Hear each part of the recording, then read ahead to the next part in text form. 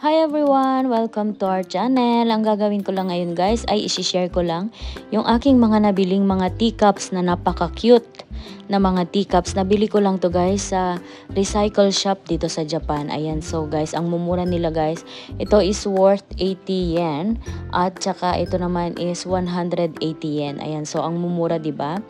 Ayan, kesa bumili ako ng pot na medyo mahal. So, ito na lang ang aking ginagawa. Ang gagawin ko lang ngayon is bubutasan ko lang siya.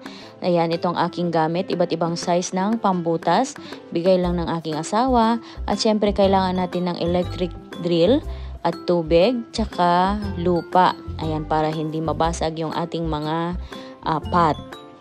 So, ibabaon ko lang guys yung aking pot. Dapat punong-puno ng lupa sa kanyang ilalim para hindi siya mabasag. So, ayan, unang-una, kailangan pa-side lang muna yung ating driller. Ayan, yung ating electric drill para magkaroon siya ng marka. Ayan, para hindi siya madulas. So, pag nagkaroon na siya ng marka na ganyan, is pwede na siyang idiretso. So, ayan, pa-side muna siya.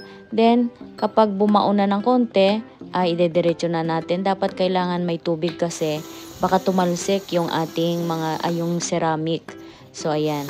So, dahan-dahan lang. Then, papunta sa gitna. Then, diretso na guys para diretso yung kanyang butas. Ayan guys. So, nabutasan na natin yung ating isang piraso. Tingnan natin guys kung anong itsura. So, ito na guys yung ating ginawa. So, gitnang-gitna talaga yung ating butas. Ayan, at hindi nagkaroon ng crack sa loob. Ayan, so malaking tulong talaga yung ating ginawang pagbaon sa lupa. Ayan, para hindi magkaroon ng crack. Ayan, so buong-buo yung kanyang butas.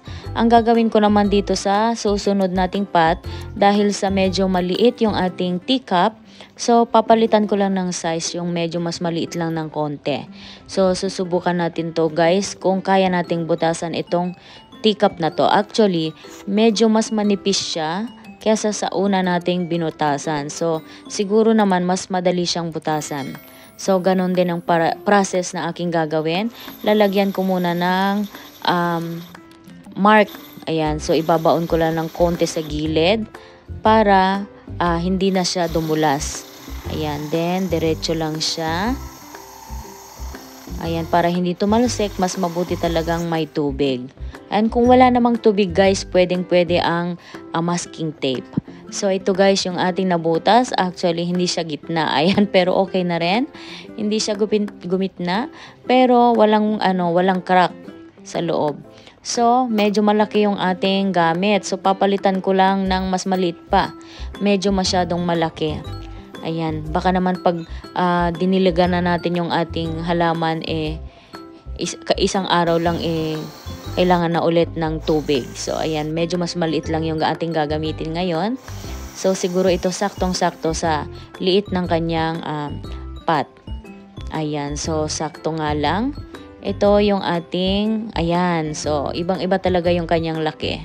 So, ito na guys yung ating mga nabutas. So, marami-rami tayong nagawa ngayon. Ayan, at meron din akong mga binutasan dyan na mga dati ko ng mga teacups. Ayan, yung mga hindi ko ginagamit na teacups, imbes na itapon kasi medyo hindi nakasya sa ating mga lalagyan. So, ayan, nagamit pa natin bilang paso ng ating mga succulent. At dahil nga spring season na dito sa amin, it's repotting time! Ito na guys, yung aking mga naripat for today. Ayan, so nagamit na natin yung ating mga teacups. So ayan, mahilig akong mag-DIY pero mahilig din akong gumamit ng mga teacups para sa ating mga succulents. So 'di ba guys, nag-iba yung itsura ng ating succulents. Mas nagiging maganda sila sa magandang paso na DIY lang. Ayan, so ito yung ating mga DIY teacups for today. Ayan sila. At ang gaganda ng kanilang mga kulay. So, bago mag-fade, ayan, nairipat natin sila.